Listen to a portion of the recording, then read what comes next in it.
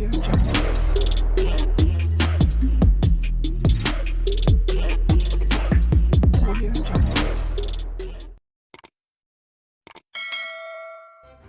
kasih kerana memilih channel ini. Sebelum kita mulakan video ini, sila pertimbangkan untuk menekan butang like, share dan subscribe dan aktifkan butang lonceng anda agar anda sentiasa mendapat info-info percuma pada setiap hari dari channel kami. Dan tinggalkan komen anda kerana komen anda amatlah dihargai. Terima kasih. Datuk Seri Anwar Ibrahim mengemukakan isu Tita Adendum Datuk Seri Najib Tun Razak untuk dipertimbangkan yang di-Pertuan Agong Sultan Ibrahim selaku pengerusi Lembaga Pengampunan. Perdana Menteri menjelaskan Lembaga Pengampunan akan mengambil kira beberapa perkara termasuk perjalanan kes, hukuman, sikap di penjara, khidmat dan jasa, serta kepercayaan boleh menyempurnakan tanggungjawab dengan baik sebelum membuat keputusan pada masa yang difikirkan sesuai.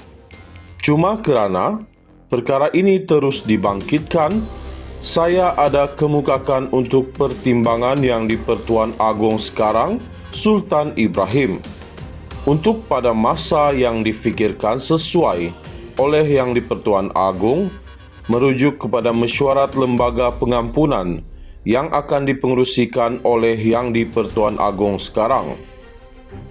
Kebetulan, di Johor Bahru, perkara ini dibincang sepintas lalu. Sekali lagi, kerana Tuanku Agong nak tahu perkembangan yang terkini. Jadi kita serah kepada wewenang ke bawah duli yang di-Pertuan Agong.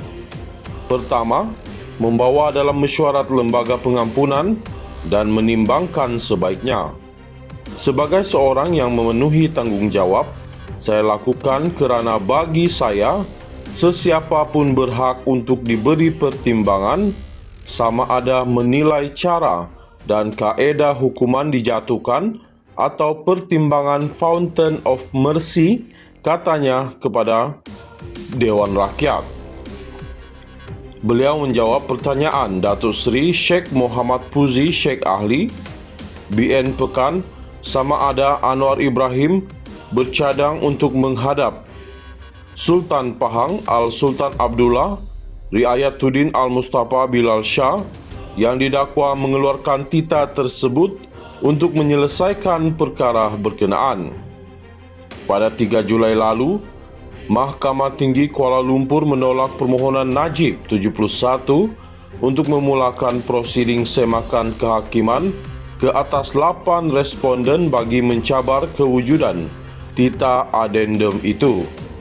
Selepas berpendapat, 4 afidavit bagi menyokong permohonan Najib termasuk oleh Presiden UMNO Datuk Seri Ahmad Zahid Hamidi dan Naib Presidennya Datuk Seri Wan Rosdi Wan Ismail adalah bersifat dengar cakap atau kabar angin. Najib kemudian memfailkan notis rayuan pada 9 Julai. Beliau menamakan Menteri Dalam Negeri, Ketua Pesuruhjaya Penjara, Peguam Negara, Lembaga Pengampunan bagi Wilayah Persekutuan Kuala Lumpur, Labuan serta Putrajaya, Menteri di Jabatan Perdana Menteri, JPM, Undang-Undang dan Reformasi Institusi, Ketua Pengarah Bahagian Hal Ehwal Undang-Undang di Jabatan Perdana Menteri, JPM, serta Kerajaan Malaysia sebagai responden dalam permohonannya tersebut. Datuk Seri Anwar Ibrahim mengemukakan isu Tita Adendum Datuk Seri Najib Tun Razak untuk dipertimbangkan yang di-Pertuan Agong Sultan Ibrahim selaku pengerusi Lembaga Pengampunan. Perdana Menteri menjelaskan Lembaga Pengampunan akan mengambil kira beberapa perkara termasuk perjalanan kes, hukuman, sikap di penjara, khidmat dan jasa, serta kepercayaan boleh menyempurnakan tanggungjawab dengan baik sebelum membuat keputusan pada masa yang difikirkan sesuai. Cuma kerana perkara ini terus dibangkitkan, saya ada kemukakan untuk pertimbangan yang di-Pertuan Agong sekarang, Sultan Ibrahim, untuk pada masa yang difikirkan sesuai oleh yang di-Pertuan Agong, merujuk kepada mesyuarat lembaga pengampunan yang akan dipengerusikan oleh yang di-Pertuan Agong sekarang. Kebetulan, di Johor Bahru, perkara ini dibincang sepintas lalu. Sekali lagi, kerana Tuanku Agong nak tahu perkembangan yang terkini.